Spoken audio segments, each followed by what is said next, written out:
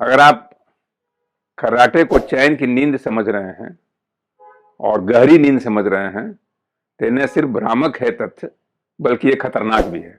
खतरनाक इस सेंस में कि अगर आप खर्राटा ले रहे हैं तो इसको अंग्रेजी में ऑब्स्ट्रक्टिव स्लीप एपनिया कहते हैं, ओएसए। तो ओएसए में आपके ब्रेन को ऑक्सीजन की कमी हो जाती है, आपके हार्ट को ऑक्सीजन की कमी हो सकती है, हो सकता है कभी कभी हार्ट अटैक भी हो जाए, हो सकता है कभी कभी ब्रेन का फंक्शन भी गड़बड़ हो जाए। इसी बात को डिस्कस करने के लिए मैं डॉक्टर राजीव रंजन, फिजिशियन पटना, आपके बीच में आज हूं।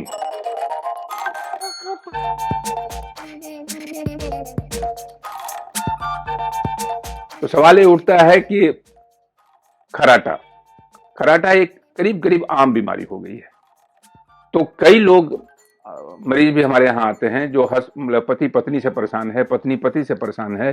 अब सवाल है कि पति पत्नी हैं, दोनों साथ में सो रहे हैं, वो अलग तो हो नहीं सकते, लेकिन एक की वजह से दूसरे की नींद गड़बड़ हो रही है, दूसरा जो स्वस्थ नींद भी ले रहा है वो नहीं ले पा रहा है, तो बड़ी परेशानी होती है। और जो खर्राटे वाले जो लोग हैं उनको तो पता चलता नहीं है कि वो खर्राटा ले रहे हैं, वो तो रात में अपना भरपूर ले रहे हैं। अगल बगल के लोगों को, अगर वो ट्रेन में भी चढ़ गए, कहीं भी गए, तो और लोगों को जितनी दिक्कतों और फजीयतों का सामना करना पड़ता है वो तो सोशल फजीयत हो गई, पारिवारिक फजीयत हो गई।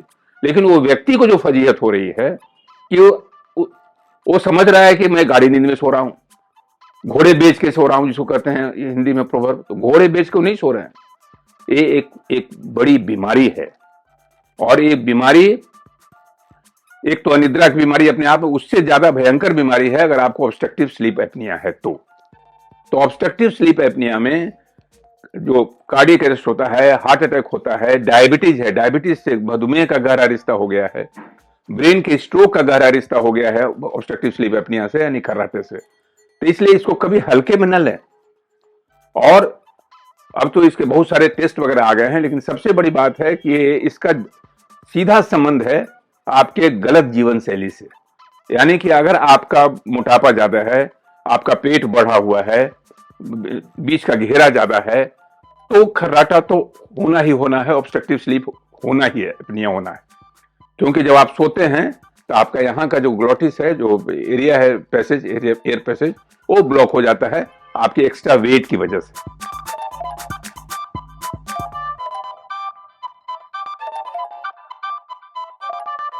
एक्स्ट्रा वेट को कम करना हार्ट के लिए मुफीद है, डायबिटीज के लिए मुफीद है, ब्रेन के लिए मुफीद है, और ऑब्स्ट्रक्टिव स्लीप एपनिया के लिए तो बहुत ही न सिर्फ मुफीद है बल्कि निहायत अवश्यंभावी है, जरूरी है। क्योंकि अगर आप वजन नहीं घटाएंगे तो इसकी कोई डेफिनेट दवाई नहीं होती है, डेफिनेट दवाई नहीं होती है। क्योंकि आप तो सोने चले गए, सोने की क्या दवाई होगी इसमें। तो वजन कम करना, जीवन शैली को सुधारना, रोज रोज एक्सरसाइज करना, टहलना, और अगर वजन ज्यादा है तो उसको ड्रास्टिकली कम करना है।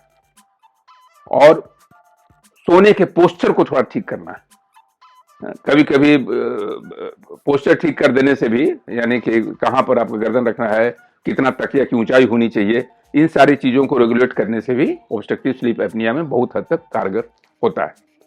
कुछ केसेस में इसमें ऑपरेशन की जरूरत पड़ती है, जो कि एक ईएनटी स्पेशलिस्ट या स्लीप स्पेशलिस्ट इसको करेंगे कि कभी कभी यहाँ पर छोटा सा ऑपरेशन की जरूरत पड़ जाती है। अगर इरेसिस्टेबल है, रेसिस्टिंग है बहुत ज्यादा, वो ठीक नहीं हो पा रहा है आपके इस जीवन शैली के सुधार की वजह से। तो जब भी आपको खर्राटे की शिकायत हो, अगर पत्नी शिकायत करे आपके बारे में, चाहे आप शिकायत करें पत्नी के बारे में, चाहे घर में किसी को भी आप देखें, तो उसको रिलैक्स होकर जाने न दें कि खर्राटा तो बहुत सिंपल, ऐसा कुछ नहीं है। ये आपके लिए तो परेशानी कर ही रहा है, क्योंकि आपके भी नींद में खलल डाल रहा है, आपके भी सुकून की जिंदगी को बर्बाद कर रहा है, आपके विश्रांति के क्षणों को तबाह कर रहा है। लेकिन उस इंसान के बारे में भी सोचिए, उसके बारे में केयर कीजिए, उस पर जरा ध्यान रखिए कि ऐसा नहीं होना चाहिए। तुरंत एक डॉक्टर से मिलिए, और जो भी स्थिति है जीवन शैली में सुधार का, जो भी सलाह देते हैं, चाहे जो और भी सलाह है, उसका पालन कीजिए। तुरंत एक्सरसाइज अगर नहीं आप करते हैं वो रूटीन में फॉलो कीजिए। फलों और सब्जियों का सेवन ज्यादा कीजिए, सैचुरेटेड फूड्स का सेवन कम से कम, जंक फूड का सेवन कम से कम, पार्टियों का सेवन कम से कम। ये नहीं कि रोज पार्टी में जा रहे हैं, 12 बजे खूब जम के वहां से खा के आए, रात में सोने चले गए, खर्राटा होना स्वाभाविक है।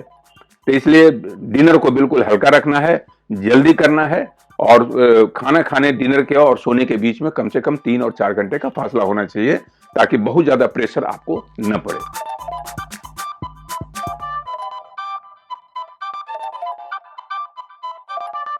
आजकल जो पार्टियों का बाजार गर्म रहता है, चाहे वो शादी का मौसम हो, चाहे कोई मौसम हो, पार्टियां जैसे मैंने कहा जंक फूड, बहुत सारे तरह के फूड, लेकिन सबसे ज़्यादा ज़रूरी है अल्कोहल।